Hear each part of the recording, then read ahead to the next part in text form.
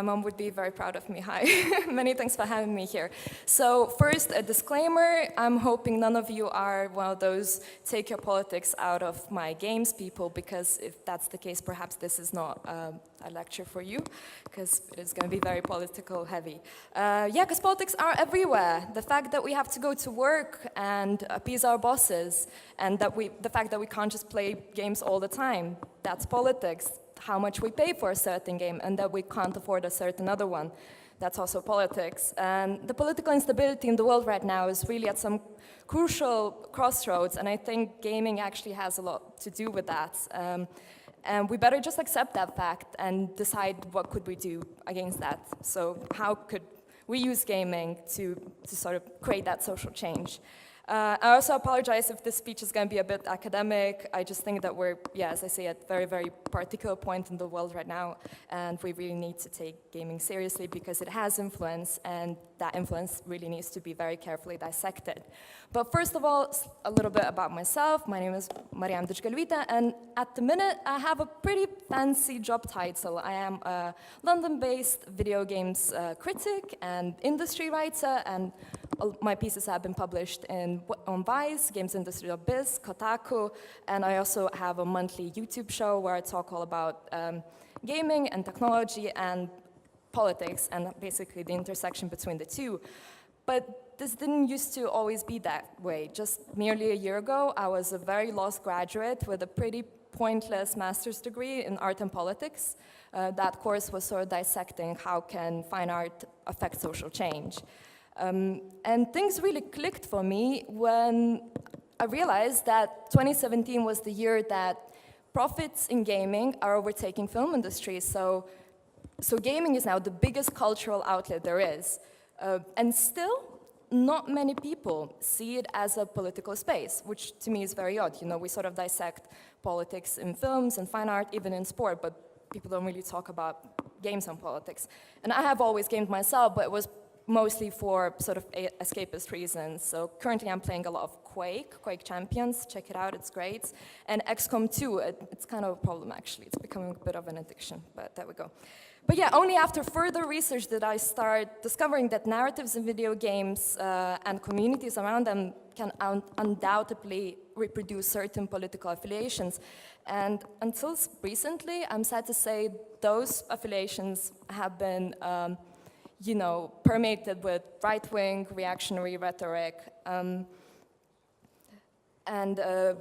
it's, yeah, that's certainly, it's mostly due to sort of the left sphere of technology that is to blame. I'm sort of come from quite leftist background, and again, technology and games were just never discussed, and I think that's one of the reasons why the right sort of took over that space, and gaming gets dismissed as this waste of time, activity, hence otherwise alienated individuals sort of feel judged, and so they immerse themselves into these communities.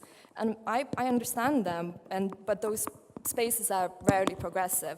Well, I intend to stop these preconceptions. I want to convince the left that games have potency in creating social change, and then perhaps attempt to reclaim that medium from the right altogether. This talk will try and answer certain questions. How the right was allowed to plant its roots into gaming so successfully? What tools the progressive side has in order to reverse this trend? How can video games be not just ornaments for social change, but become actual vehicles for it? So, you know, yeah, how can they become actual tools for that social change, not just pieces of propaganda? And what are limitations also of producing socioeconomic emancipation via digital mediums? The mission here is to appeal to the new generation of games designers to be critical of what it means to be doing games politically and not just doing political games.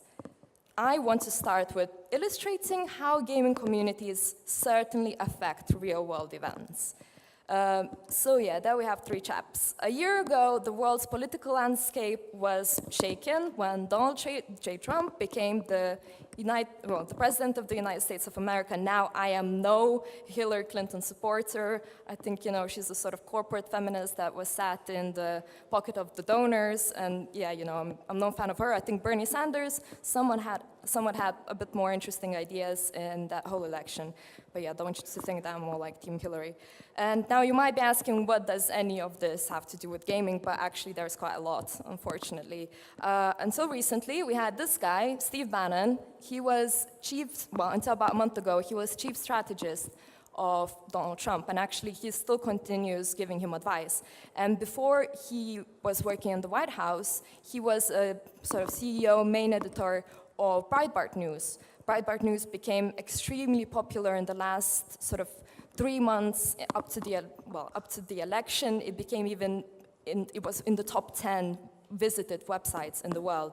And Breitbart News has, it's pretty grotesque and fascist, and it has such articles like birth control makes women unattractive and crazy, Bill Kristol, Republican spoiler, renegade Jew, or the solution to online harassment is simple, women should just log off. So that's pretty vile stuff, right? Well, it was extremely popular, unfortunately.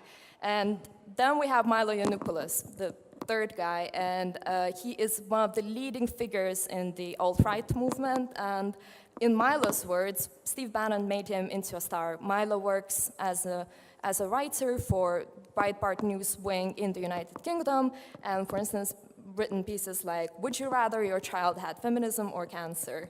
And Milo was one of the main architects of #Gamergate. Now, you are all sort of gamey people, so I'm sure you're aware what Gamergate was, but in just sort of very, very in short, in 2014, a few progressive women in games, so like developers and sort of writers about games, were subjected to the largest sort of trolling and abuse and harassment control on the World Wide Web ever. These women and their families and friends had to move houses. There would be bomb threats wherever they went. Again, like I'm more than happy to, after this discussion, get into that a bit further, what your opinions might have about that, but really, it really was just harassment of women in the end. And the Gamergate harassers typically organized anonymously on online platforms such as 4chan, Twitter, and Reddit. And as I said, a lot of it did spill into real life. And Yiannopoulos engineered that. He sort of was the main architect of it all. In the space of 4 months in 2014, he did like 9 articles on Breitbart News just about Gamergate. And it wouldn't be an exaggeration to call it sort of a training ground for Trump's campaign and eventual election victory. He was sort of also getting in touch with Reddit, like popular Reddit and 4chan figures, and really just sort of pushed that whole agenda. And the thing with Bannon and Yiannopoulos is that before Gamergate, before they sort of realized that this is a very malleable group of people for them, they used to hate games. Both of them, they really took the mick out of gamers, but then they realized that that's a very potent swarm of people, and that they weren't happy with what they deemed as a necessary injection of progressive voices into gaming. And it didn't take long for them to unleash this mob towards the people they saw. These two saw as the biggest names challenging the conservative dogma in games. So yeah, and Zoe Quinn and Nithar Sarkeesian, two focuses of the campaign, sort of received the biggest punch of it all. Yeah, and the website that used to show open contempt for gamers realized what a malleable group of people it is, and then used it all for their own political goals. So yeah, just sort of, I think that example just sort of sets that we're completely past the fact of whether politics are in gaming. They're already there, that's, we can't separate the two. That's just already a fact. And that's completely out of our hands at this point. Gaming communities are being used to push political agendas. It is sort of our choice what political agenda will be pushed. And just look at franchises of like Call of Duty with their sort of Western propaganda, and United States military has been like investing hundreds of millions of dollars into gaming and creating, again, sort of, yeah, like very particular view of the United States in gaming. So how can progressive politics counter that? I want to sort of go into some games that have done this well, and some games that just haven't done this well at all. So I believe that political games done well should give new insights into worlds not yet lived, and ideally provide tools for concrete action. And this is not it, basically. There are many lovely games, very, very sort of philanthropic games that deal with social issues. So for instance, Remission invites players to fight inside the bodies of a fictional cancer patient and destroy the cells that cause cancer. And according to cancer research organization Hope Lab, many of the players learned more about cancer through this game and responded to chemotherapy even better after playing that game. You know, I guess that's pretty cool. Sorry. Then we have Get Water, which is, again, sort of very philanthropic game about you're sort of this Indian girl and you're trying to study, but you keep on getting interrupted because you need to collect water. And while examples such as these are numerous, they often fall into the category of preaching to the converted rather than kind of really, I mean, people that will play these games have probably already agree with the agenda, you know, so they are like propaganda and therefore end up, you know, just sort of, yeah, as I say, preaching to the converted, and I think there are quite mediocre examples. And although using Medium as engaging as virtual gaming, the games I just mentioned fail to make an impact, and not only does the player already suspect the terms of engagement, often, even the current attitude of these gamers is already predisposed, so leaving very little to alter. In the liberal context, all relations that permit dialogue are assumed to be democratic, and therefore good. But what does democracy really mean in this context? What types of relations are being reproduced, for whom, and why? And these are very crucial questions that have become part of the tapestry when evaluating politics not only in art, but in our social relations, media, and public life. Yeah, so these are questions we really should be, again, thinking about.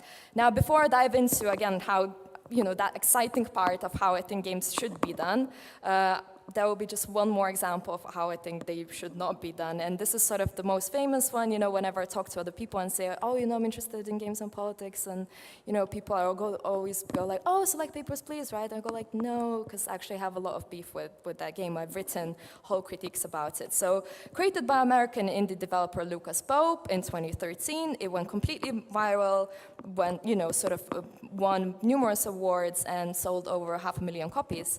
It was one of the first truly mainstream video games with a sort of overtly political message. The gameplay is essentially that of a border agency simulator. The player is presented with a collection of ordinary people of all races and genders trying to enter a fictional country of Arstotzka. Among other things, the player needs to check the issue date and the issuing city, watching for discrepancies that might suggest an expired document or was a sinister forgery. If the immigrants are coming for work, they need a permit. If they're citizens, they need an ID card. All documents must be current, etc. And the overall directive of the game is to illustrate the almost robotic bureaucracy behind a very real life or death situation. While shining the lights on the state of modern border controls is admirable, by itself it doesn't do much more than any other political art, you know. It works as an exercise of preaching to the converted at best and becomes a rather self-congratulatory project at its worst. And Lucas Pope gladly received BAFTA, which is sort of United Kingdom's like highest arts award in 2013. And meanwhile, United Kingdom continues to enforce draconian border controls and use murderous detention centers such as Yalswood, Harmondsworth, Dungoville. And so he created this game, never really talked about politics at all, just went all over the world and collected a bunch of awards and stuff. And yeah, sort of the danger of falling into the mediocrity of making ubiquitous, politically engaged games is enormous. Public and private spaces are filled with sort of complacent artistic commentary on the contemporary world, attempting to strike the balance between political and ethical, but hardly ever succeeding, hence damaging that political in the term politically engaged. It is not enough to pass something off as having revolutionary content while still utilizing contemporary modes of production. Rather, it is essential for the author to become a conscious producer, one who considers and evaluates her own work and her relation to the infrastructures of capital in a truly revolutionary way.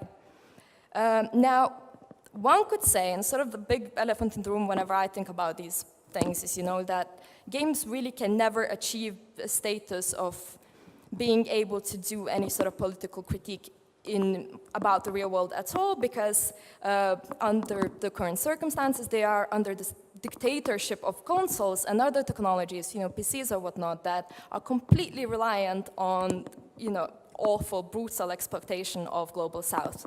The ethics behind the manufacturing of HP, Dell computers, Apple products, of course, Nintendo, Xbox, PlayStation, all these consoles, they're just awful. So Chinese manufacturer Foxconn, in 2010, there were like mass suicides at their plants, and the conditions have not really improved. And then Democratic Republic of Congo, profits from mining industries are being used to fund the genocide in the country. And, mostly this is sort of a women-populated industry, and they're kind of used as slaves and raped, etc. It's just all really awful, and we have these conflict minerals in all of our devices, and that's sort of the big conflict as I see it. So in what circumstances then gaming can ever possess a meaningful critical voice when its sole existence is completely indispensable from extremely hyper-capitalist relations to production?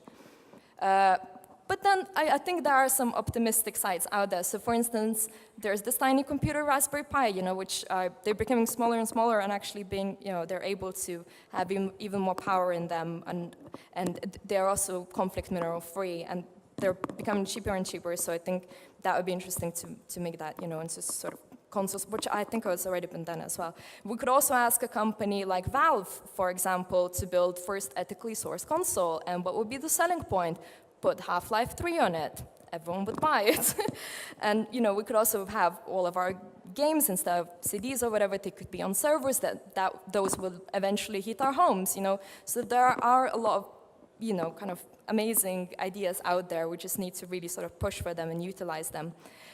So I think this would be amazing. Gaming then could really shed all its guilt for using all this awfully sourced hardware, because think about it, fine art and sport doesn't really suffer from that same problem, like films to a certain extent do. I guess you need TVs and cameras in order to, I guess, experience them, but sort of, as someone who I guess I've come from a background of critiquing fine art, and it just didn't have that problem that games and politics do in terms of, all these sort of what I call the tyranny of the console. So I'm just thinking, how can we escape from that?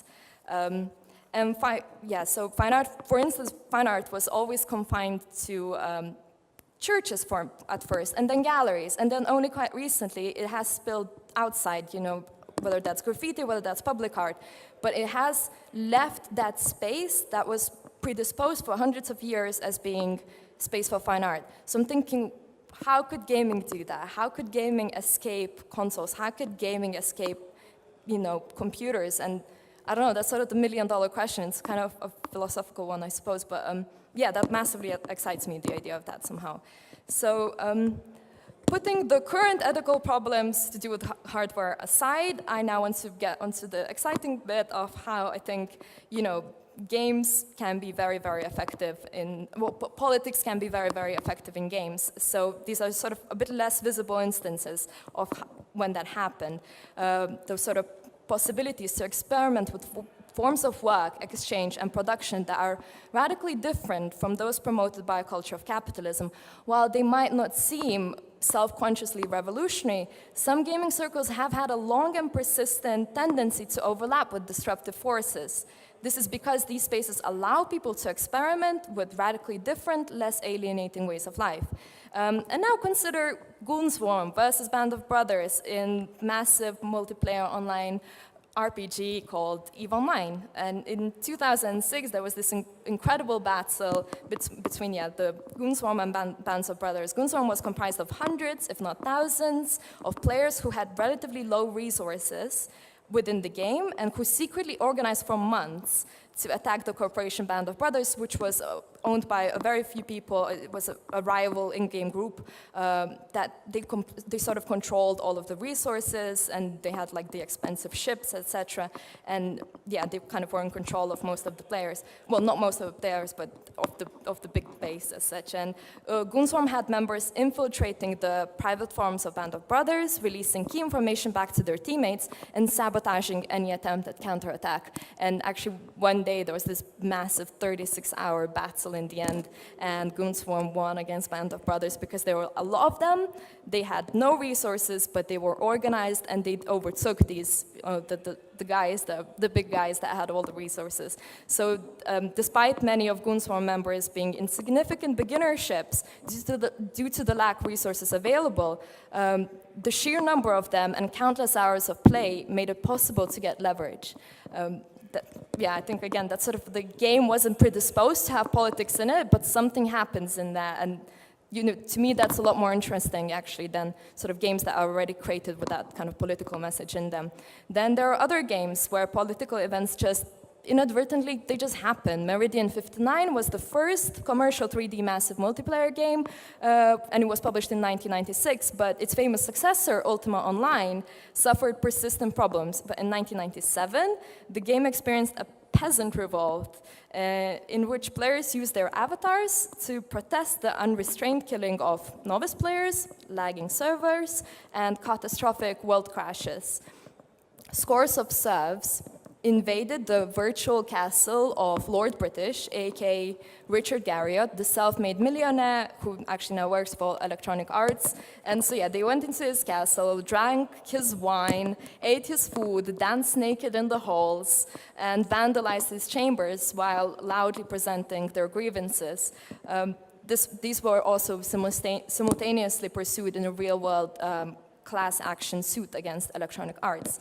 And then another game is, it's a Chinese MMO called Westward Journey that has 1.3 million subscribers, and it had what is deemed to be the biggest online protest ever, when about 18,000 people logged onto a single server and protested what they perceived as being pro-Japanese content in the game.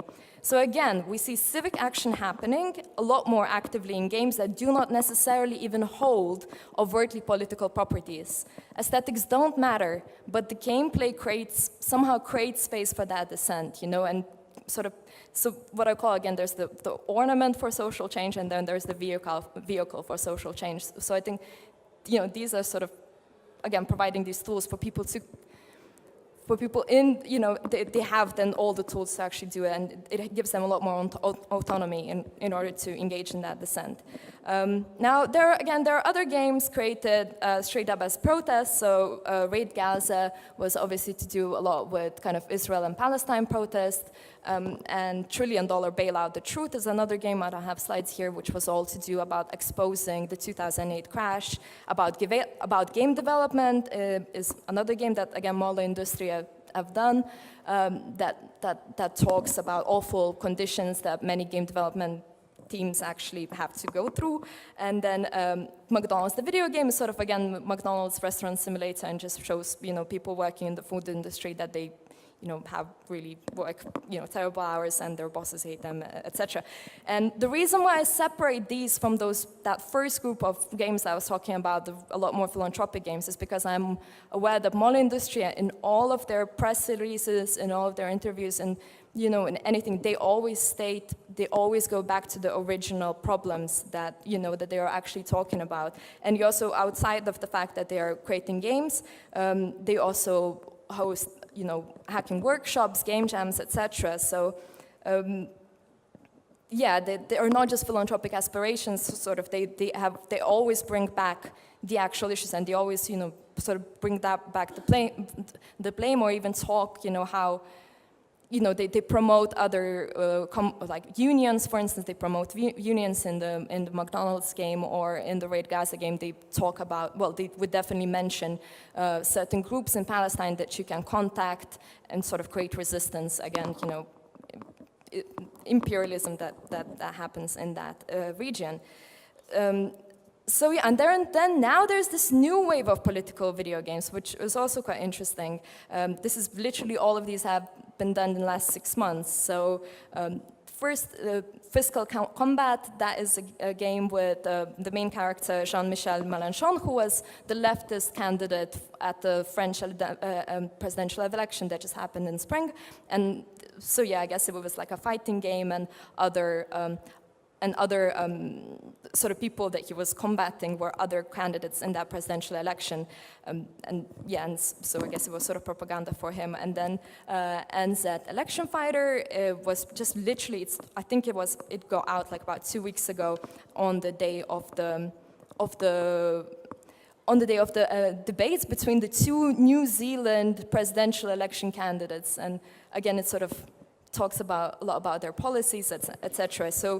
So now we're seeing games that are trying to actively sort of change some sort of outcome of particular elections, which is interesting. And for me, close to home, and the one that I've actually even reviewed for Vice is Corbyn Run, because I live in United Kingdom, and Jeremy Corbyn is sort of our as left as it goes kind of candidate, and there was a group of people that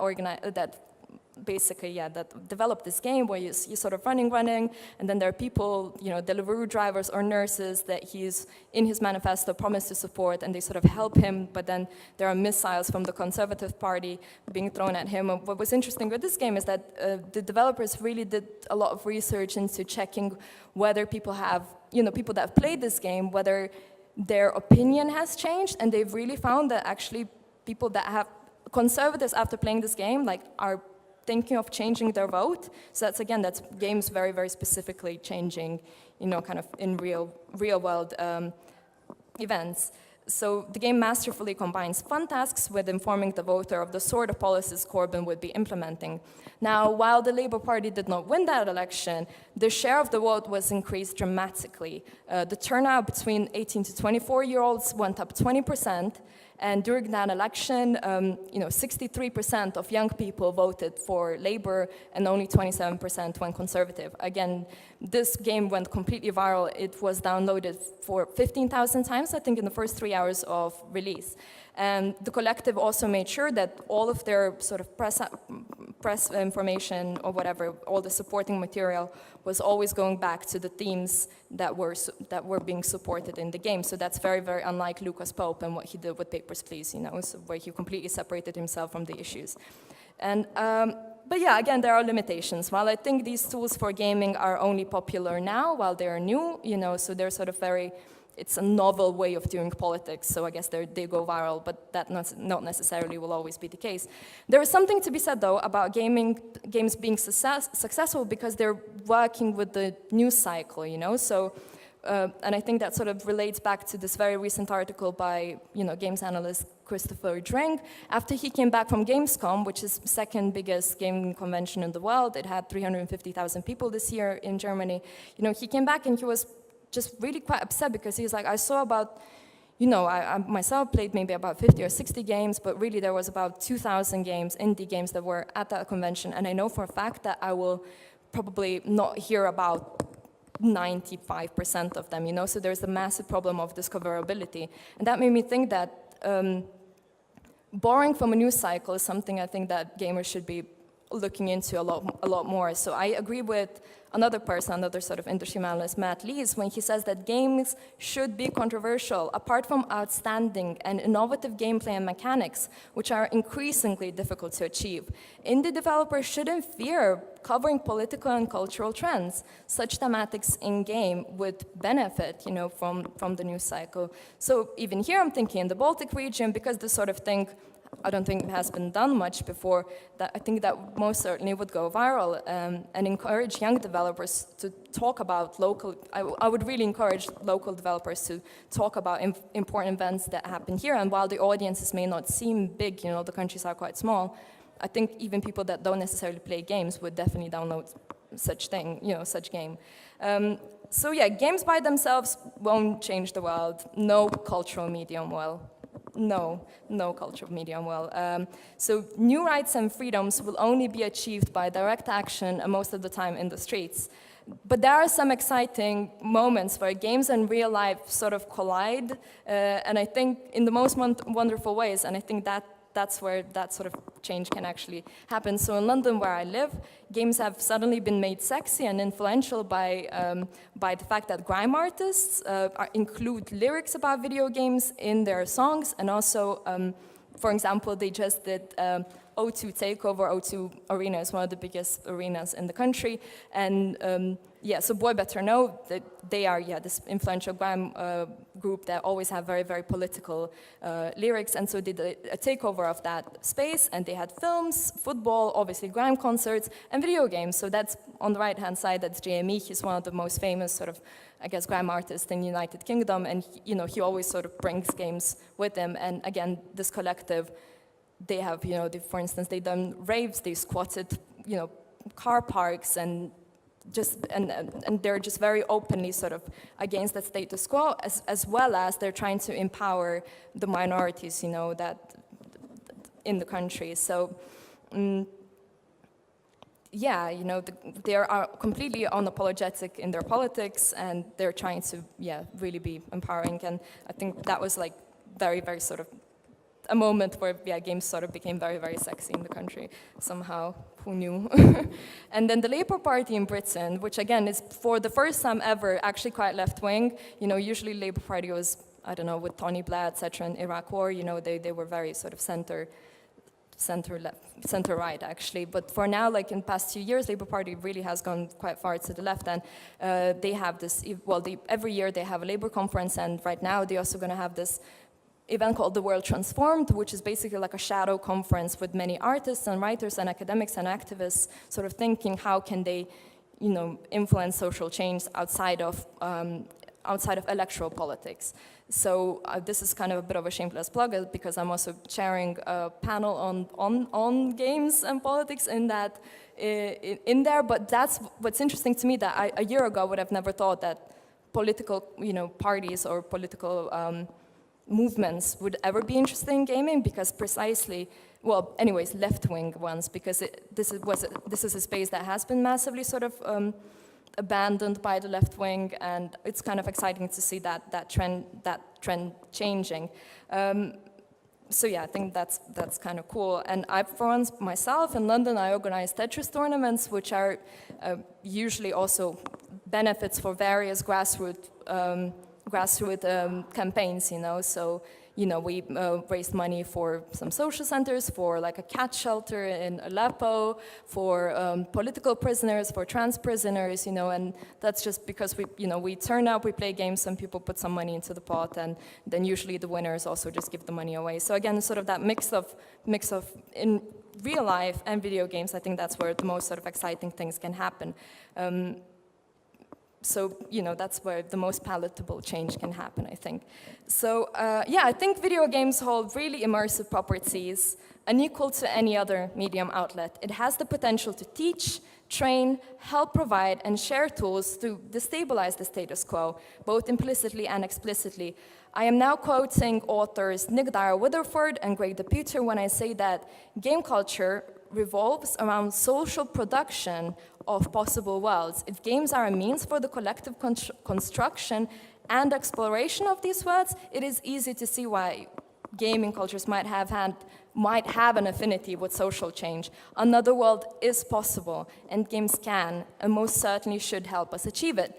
But I think this can never be separated from modes of production. At the current moment, the political narrative in games themselves is always secondary to the more important issues at stake in the professional games industry, such as sales, exposure, competition, publicity, and networking. This state of affairs redefines the notion of ambition for gaming developers, prioritizing professional anxiety above the formal, political, or aesthetic intentions of this practice. And this situation makes creators feel both impotent and confused because their artwork is unable to transcend the institutional context and assert its own conditions of possibility. Freedom knows no propaganda more effective than people calmly enjoying themselves. And remember, boredom is always counter-revolutionary. So rather than sitting on the periphery, figuring out ways to survive. Creative mediums should be at the heart of that fight back against the total privatization of existence. This is not a time for opting out, but for collectively reclaiming what is ours and for making everything new. Thank you.